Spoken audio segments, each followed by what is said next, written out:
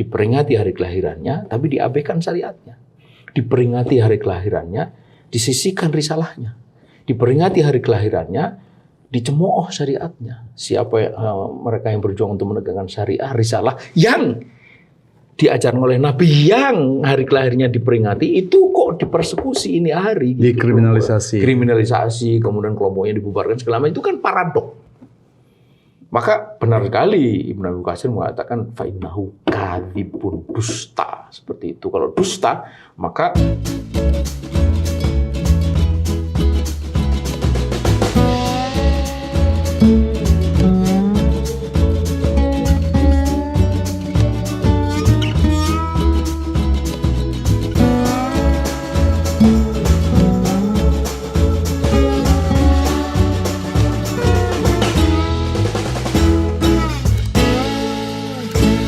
Bismillahirrahmanirrahim. Assalamualaikum warahmatullahi wabarakatuh. Pemirsa yang dirahmati Allah Subhanahu wa taala, kembali kita bertemu dalam program Focus to the Point UIY Channel. Kali ini kita akan membahas apa makna terpenting ketika kita memperingati kelahiran Rasulullah sallallahu alaihi wasallam. Bersama narasumber kita Ustadz Ismail Husanto. Assalamualaikum Ustadz. Waalaikumsalam warahmatullahi. Apa menurut Ustadz Ismail makna terpenting ketika umat Islam di bulan Rabiul Awal ini mengingat kembali kelahiran Rasulullah SAW? Ya. Bismillahirrahmanirrahim. Assalamualaikum warahmatullahi wabarakatuh.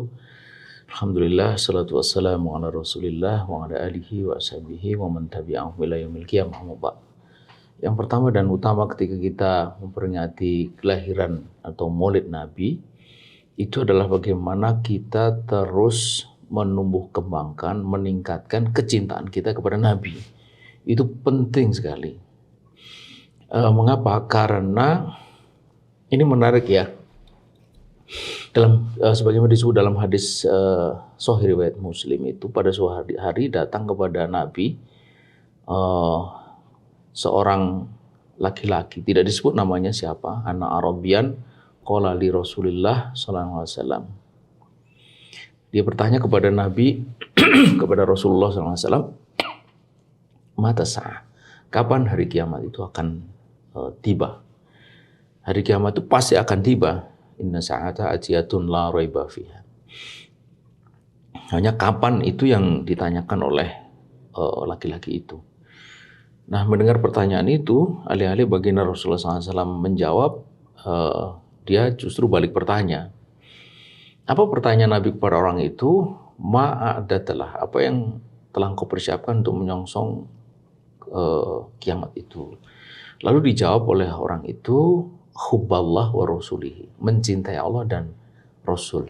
Mendengar jawaban itu, apa reaksi baginda Rasulullah SAW?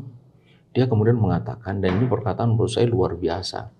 Anta ma'a man ahbabta. Engkau akan bersama dengan orang yang kau cintai. Maksudnya tentu saja adalah mendengar bahwa dia itu mencintai Allah dan Rasul, maka Nabi ingin mengatakan bahwa dia juga akan bersama dengan Nabi, dengan dirinya. Dan di mana posisi Nabi di akhirat kelak nanti? Pasti di surga Allah. Dengan kata lain bahwa Nabi ingin mengatakan engkau akan bersamaku di surga Allah. Itu tentu suatu pernyataan dari Rasulullah yang sangat menggembirakan. Sangat menggembirakan. Karena itu kalau ditanya apa sebenarnya hal penting setiap kali kita merayakan Maulid Nabi itu, semestinya adalah dengan kita merayakan Maulid itu tumbuh, makin meningkat, tumbuh, berkembang rasa cinta kita kepada Nabi. Ya, cinta itu kan tidak cukup dengan kata-kata saja. Ya, cinta itu harus kita buktikan. Pasti. Kira-kira bagaimana pembuktian kita bahwa kita ini mencintai Rasulullah Sallallahu Alaihi Wasallam? Ya, saya ingin menyebut dua hal. Yang pertama yang paling sederhana, kemudian yang kedua yang paling utama. Yang paling sederhana adalah kita menyampaikan sholawat kepada baginda Rasulullah SAW. Setiap kali kita mendengar kata atau nama beliau disebut, maka kita mengucapkan sholawat. Dan sholawat ini adalah satu perintah yang diperintah oleh Allah, dan bahkan Allah Subhanahu wa taala melakukan juga. Dalam surat Al-Ahzab itu disebutkan innallaha wa malaikatahu yusholluna 'alan nabi ya ayyuhalladzina amanu shollu 'alaihi wa sallimu taslima. Salawat kepada Nabi itu oleh Imam Ibnu Hajar Al-Asqalani itu diartikan sebagai doa, permohonan kepada Allah untuk memuliakan Nabi, memenangkan agamanya. Ini sebenarnya kalau kita pikir apa nggak kebalik gitu? Apa bukan kita yang memerlukan doa dari Nabi? Ya. Nabi manusia yang sempurna, insan kamil yang dijamin masuk surga. Tapi ternyata berdasarkan hadis Sahih riwayat Muslim itu, sholawat itu kebaikannya kembali kepada kita. Gitu. Di situ disebutkan man sholla alayya sholatan wahidatan, barang siapa yang bersolawat kepadaku dengan sholawat sekali, sallallahu alaihi asran, maka Allah akan bersolat untuknya 10 kali. Bahkan di hadis riwayat Tabrani itu disebutkan man shalla alayya khina yusbihu asran, barang siapa yang bersolat kepadaku pada pagi hari 10 kali, wa khina yumsi asran, pada petang hari 10 kali, adrokathu syafaati yaumil qiyamah, dia akan mendapatkan syafaatku pada hari kiamat, pada hari yang la dhilla illa dhilluh, yang tidak ada pertolongan kecuali pertolongan dari Allah Subhanahu wa taala. Nah, Nabi itu, sholawat Nabi itu akan menghantarkan pertolongan dari Allah Subhanahu wa taala. Itu artinya luar biasa gitu. Sholawat itu bentuk kecintaan yang menurut saya paling sederhana. Jangan katakan cinta kepada Nabi kalau dia tidak pernah menyampaikan sholawat. Kalau dia disebut Nabi tidak bereaksi apa-apa itu. Bahkan di dalam keterangan disebutkan cukup disebut orang bakhil, util, pelit, ya, koret kalau orang Jawa bilang itu kalau orang nggak pernah menyampaikan sholawat kepadanya. Itu yang paling sederhana. Kemudian apa yang disebut paling apa bentuk yang paling utama bukti cinta kita kepada Nabi adalah ittiba kepada Nabi, dan ini sekaligus juga bukti cinta kita kepada Allah. Di dalam surat Al-Imran ayat 31 dikatakan kul in kuntum tuhibbunallah fattabi'un. Katakanlah jika engkau betul-betul cinta kepada Allah, maka ikutilah aku. Itu. Ini ayat Imam Ibnu Katsir mengatakan bahwa orang yang cinta kepada Allah, mengaku cinta kepada Allah tapi tidak ittiba kepada Nabi, hakul ittiba, dengan ittiba yang hak, dengan yang benar, artinya mutabi'an lahu, kata Imam Ibnu Katsir, fi amrihi wa nahyi, mengikuti dalam perintah dan larangannya, maka orang itu boleh disebut sebagai kadzib, sebagai pendusta. Artinya bahwa bentuk cinta kita kepada Nabi itu ittiba kepada Nabi, dan itu sekaligus bentuk cinta kita kepada Allah. Cinta kepada Allah dibuktikan dengan ittiba kepada Nabi, dengan hakul ittiba itu. Ustaz Farid, ini ada satu buku yang luar biasa ditulis oleh Michael Hart. Judulnya itu The 100 Ranking of the Most Influential Person in History. Terjemahkan dalam Indonesia 100 tokoh yang paling berpengaruh di dunia. Michael Hart menempatkan Nabi Muhammad nomor 1, nomor 2 Newton, nomor 3 Yesus. Ketika menyusun buku itu, Michael Hart itu tidak memperhatikan apakah pengaruhnya itu pengaruh buruk atau pengaruh baik. Pokoknya berpengaruh saja. Makanya di dalam, kalau kita membaca list 100 tokoh itu ada tokoh-tokoh antagonis. Sebutlah seperti misalnya Mussolini, Karl Marx juga ada. Karl Marx, kemudian Hitler, itu kan tokoh-tokoh jahat. Ada Genghis Khan yang dalam sejarah itu membunuh 40 juta orang. Untuk ukuran sekarang itu saja sangat besar, apalagi untuk ukuran pada waktu tahun 1200-an. Nah, tapi dia tidak bisa menyembunyikan kekagumannya, pengakuannya bahwa Nabi ini orang yang paling berpengaruh. Dan pengaruhnya pengaruh baik. Dia katakan, saya sebagai orang Nasrani itu saya yang sangat ingin menempatkan Yesus itu, Nabi Isa itu nomor 1. Tapi Nabi menikah, Nabi Isa tidak. Nabi memimpin jamaah, Nabi Isa tidak. Nabi itu berjuang melawan kezaliman, Nabi Isa tidak. Nabi itu memimpin perang, Nabi Isa tidak. Nabi memimpin negara, Nabi Isa tidak. Artinya itu apa? Itu artinya bahwa ketika dia menempatkan Nabi Muhammad nomor 1 itu memang betul-betul faktual. Nah, apa yang saya katakan? Yang saya katakan adalah andai kita sebagai seorang Muslim tidak punya rasa kagum kepada Nabi Muhammad, maka kita ini kalah dibanding dengan Michael Hart ini. Itu yang secara faktual, objektif bisa menilai bagaimana pengaruh Rasulullah. Yang dia itu notabene adalah seorang Nasrani keturunan Yahudi. Dia profesor, guru besar aeronautika di Universitas Maryland, Amerika. Tetapi jika kita hanya kagum saja dan tidak ittiba dengan hakul ittiba, kita ini sama dengan Michael Hart.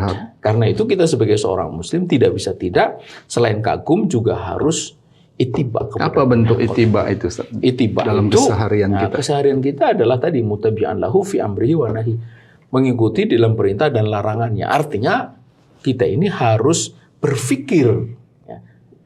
Ittiba kepada Nabi itu meyakini seperti apa yang diyakini oleh Nabi dalam akidah Islam. Kemudian cara berpikir seperti yang diajarkan oleh Nabi. Kemudian yang ketiga adalah berperilaku sebagaimana diajarkan oleh Nabi. Baik itu menyangkut masalah ibadah, makanan, minuman, pakaian, muamalah, akhlak, muamalah. Di dalamnya ada ekonomi, politik, sosial, budaya, dan seterusnya. Artinya harus secara totalitas. Secara totalitas gitu. Karena Nabi itu dalam seluruh kehidupannya tidak selalu terikat kepada Islam, berdasarkan Islam. Dan itulah makna hakul ittiba gitu. Maka jika sekarang kita itu memperingati kelahiran Nabi dan tujuan utama mencintai Nabi dan bentuk dari mencintai Nabi adalah hakul ittiba tadi itu, maka mestinya kita itu makin setia, makin kokoh, makin erat mengikuti apa yang menjadi risalah Nabi itu gitu. Bukan sebaliknya.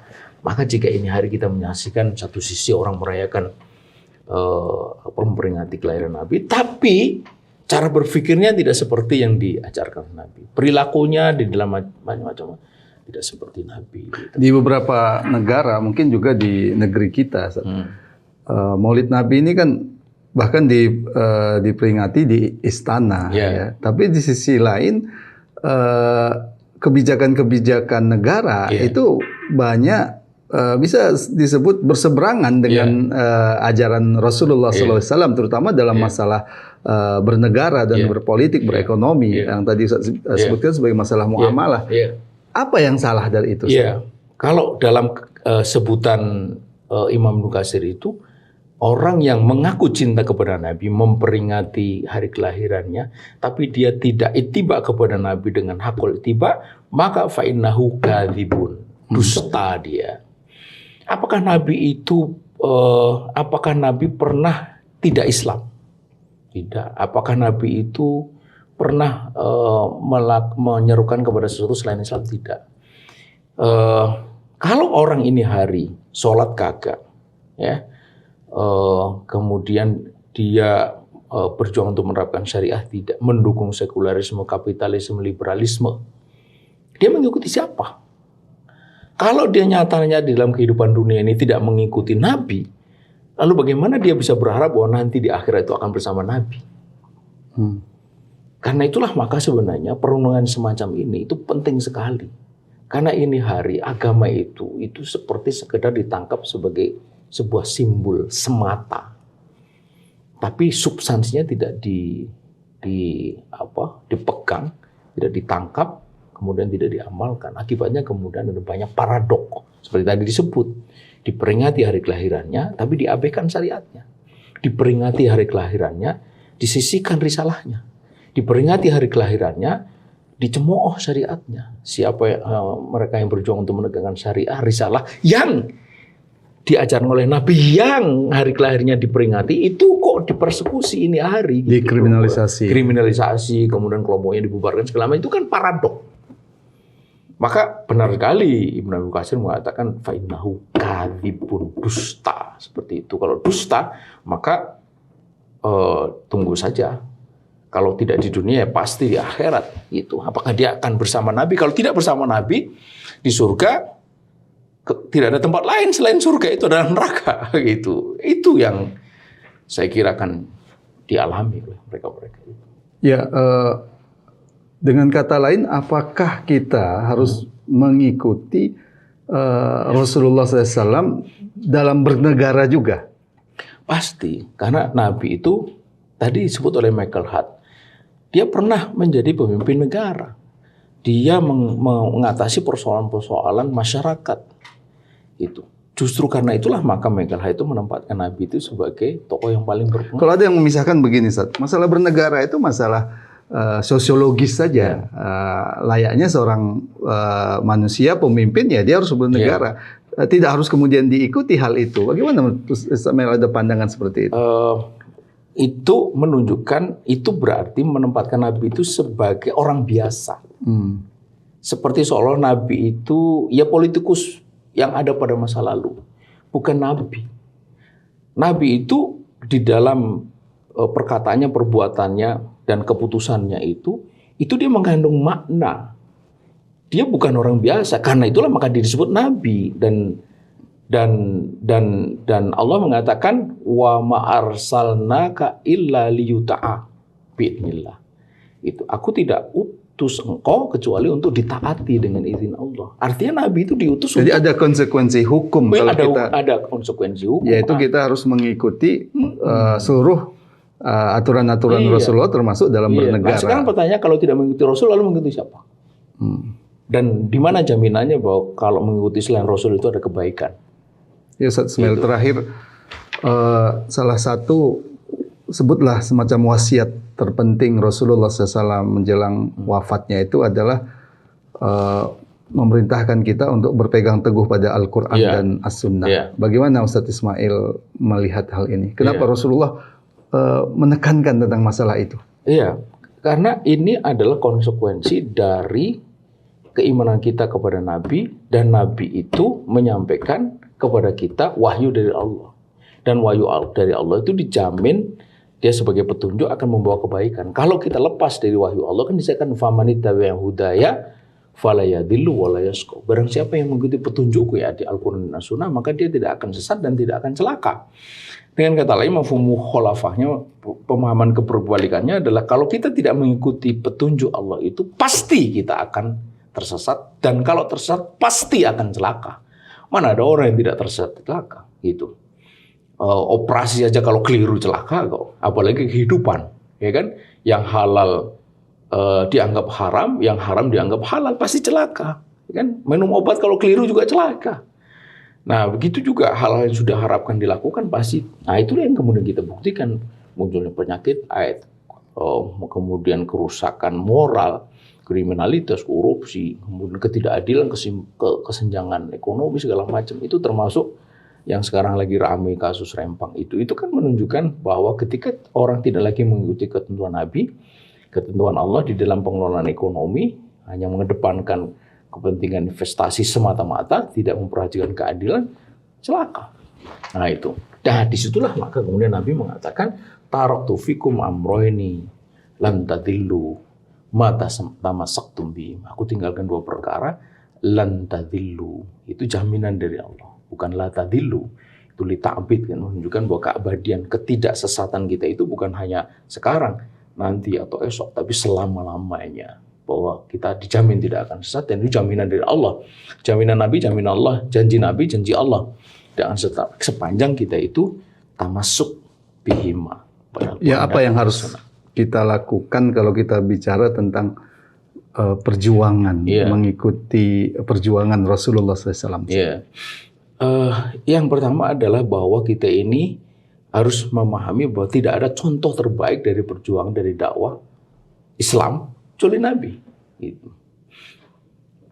Baik dalam sifat, dalam karakternya yang selalu berdasarkan Islam untuk Islam, kemudian lillah billah fillah, kemudian dalam istiqomahnya Nabi kan sampai luar biasa itu, wallahi la wada'u yasamsa fi yasari ya, kemudian wal qamara fi yasari fi yamini, wala wada'u yasamsa fi yamini wal qamara fi yasari. Andai mereka letakkan matahari di tangan kananku dan rembulan di tangan kiriku, ala an atruka hadzal amru ma taraktuhu, gitu. Untuk meninggalkan urusan ini kan tantangan luar biasa nih. Suhu permukaan, suhu pusat matahari 25 juta derajat Celcius. Suhu permukaan 6.000 derajat. Kita ini kesiram air panas 100 derajat itu sudah melepung karu-karuan. Apalagi kalau 6.000. Bagaimana rasanya kalau matahari di tangan kanan? Gitu.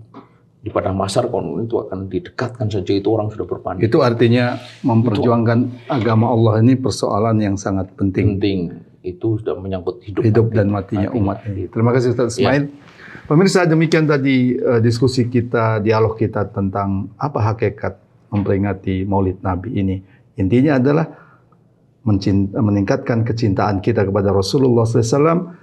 Yang itu kita tunjukkan dengan mengikuti Rasulullah, ittiba kepada Rasulullah, dengan taat kepada seluruh perintah Allah Subhanahu wa taala. Bukan dalam hanya persoalan individu, tapi juga dalam persoalan negara. Itulah yang akan menjamin agar kita tidak sesat dan tidak celaka selamanya. Semoga bermanfaat. Assalamualaikum warahmatullahi wabarakatuh. Waalaikumsalam.